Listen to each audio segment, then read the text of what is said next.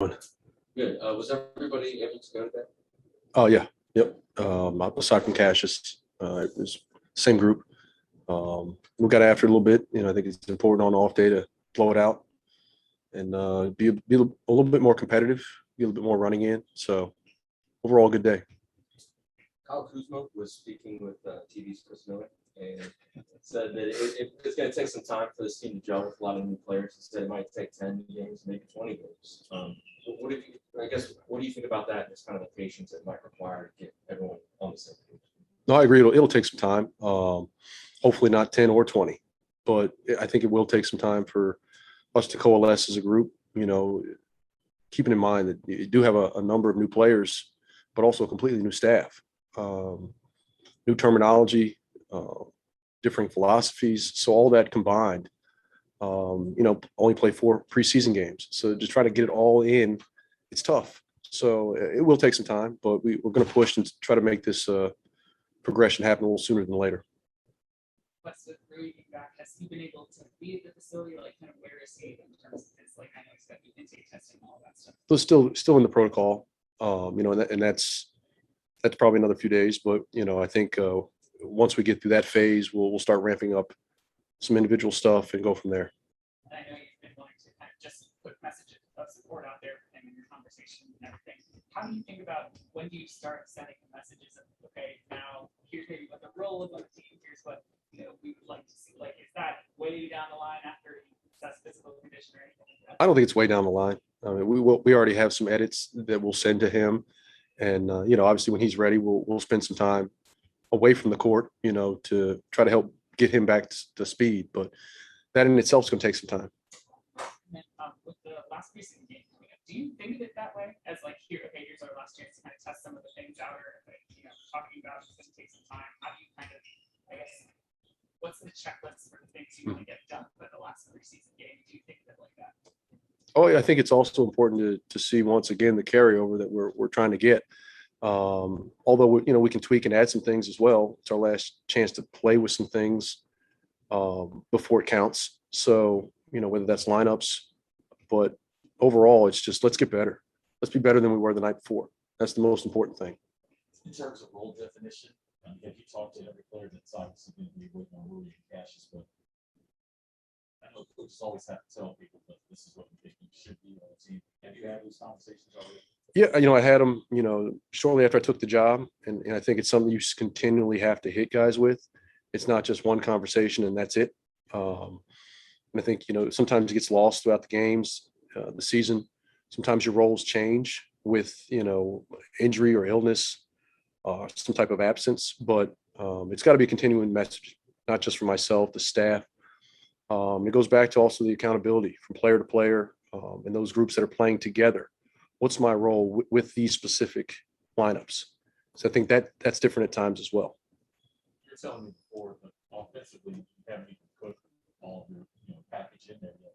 So when the season starts, is that something like during the shoot around or during practice you're starting to implement even more, or you want to see what you got right now before? No, I think you implement as you go to a certain extent. I think it's important to implement. At times, you use your ATOs, and you put the name on there, you run it again. So there's a little bit of corporate knowledge, and then you can reintroduce it. They say, hey, remember this action? We got a lot of mileage out of this. This is what it's called. This is what we're looking for. So there's ways throughout the game, but also in practices, shoot arounds to kind of sneak something in without them feeling burdened with, a completely new set of offensive things. What's with Rui again? Is it you think it's multiple weeks? Is it a couple of weeks? I mean, how do you see this playing out? I have no timetable, to be honest with you. I think it'll play itself out, and we're going to be patient to an extent, but when he's ready, we'll be ready.